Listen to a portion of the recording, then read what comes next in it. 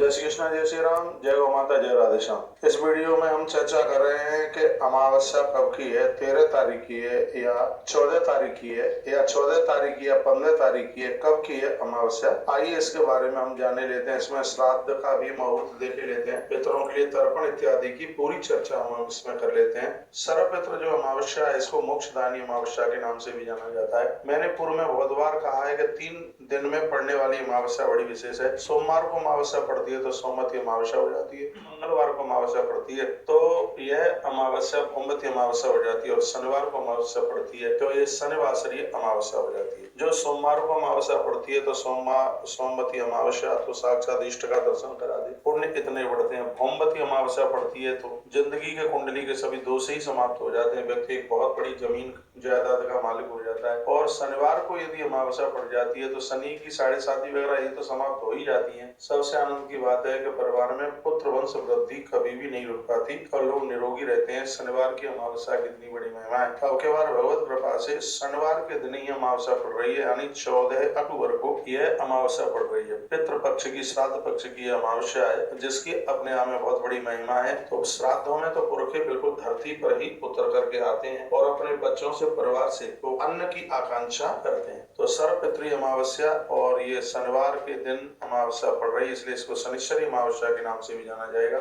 इसमें बड़े बड़े शुभ संयोग बन रहे हैं। तो यह अमावस्या पितृ मोक्ष अमावस्या भगवत कृपा से जीव के उद्धार और कल्याण के लिए बहुत ज्यादा यह अपने आप में विशेष है। तो आश्विनी मास के कृष्ण पक्ष की अमावस्या 14 अक्टूबर 2023 शनिवार को है और इसके ठीक दूसरे दिन नवरात्र आरंभ हो जाएगी। तो यह अमावस्या वैसे 13 तारीख को रात्रि को 9:49 पर आरंभ हो रही है और जो कि 14 तारीख की रात्रि तक यह रहेगी, 11:30 बजे तक, लगभग 14 तारीख की रात्रि को रहेगी। इसलिए सर्वपितृ अमावस्या पूर्ण रूप से, मोक्षदानी अमावस्या पूर्ण रूप से 14 तारीख को ही है। इसमें आपके बाद रोहिणी मुहूर्त, कुतुब मुहूर्त जो कि श्राद्ध में बहुत ज्यादा मायना रखता है, ऐसे मुहूर्त इसमें आ रहे हैं। तो सर्वपितृ अमावस्या के दिन आप तर्पण करें, यदि आपसे हो जाए।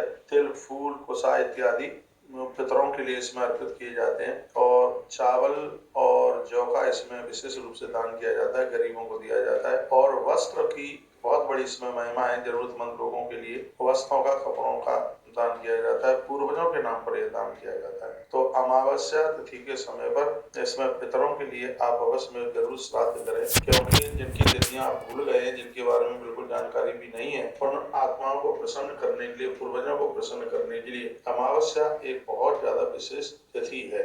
और इस तिथि में होने वाला श्राद्ध पुरखों को तृप्त कर देता है और पुरखों को मोक्ष प्रदानित कर देता है। पूर्वजों को उससे मोक्ष की प्राप्ति होती है। बीच में आपने श्राद्ध करे या नहीं करे, फिर भी आप अमावस्या का श्राद्ध जरूर करना। अभी मैंने परसों वायु पुराण से निवेदन किया है, जिनके घर में 3 बेटों के बाद बेटी हुई है या 3 बेटियों के बाद बेटा हुआ है या घर में जुड़वा संतान हुई है, उनके लिए अमावस्या का श्राद्ध करना बहुत ज्यादा विशेष रूप से जरूरी है। तो मैं तो यह कहना चाहूंगा कि 2 तिथियां ऐसी अद्भुत है, एक पूर्णिमा जो देवताओं को प्रसन्न करती है और एक अमावस्या जो पूर्वजों को प्रसन्न करती है, पुरखों को प्रसन्न करती है। तो पूर्वजों की प्रसन्नता के लिए आप एक ब्राह्मण को भोजन कराएं और उसको श्वेत वस्त्र, ध्यान रखें श्राद्ध पक्ष में सफेद कपड़े का ही दान किया जाता है। 5 कपड़े आप ब्राह्मणों को दें, उसमें आप थोड़ी सी दक्षिणा भी उसमें रख करके उन्हें आप प्रदानित करें, उन्हें वंदन करें, उन्हें प्रणाम करें अपने पूर्वजों के लिए। और यह श्राद्ध अमावस्या के दिन जरूर करें।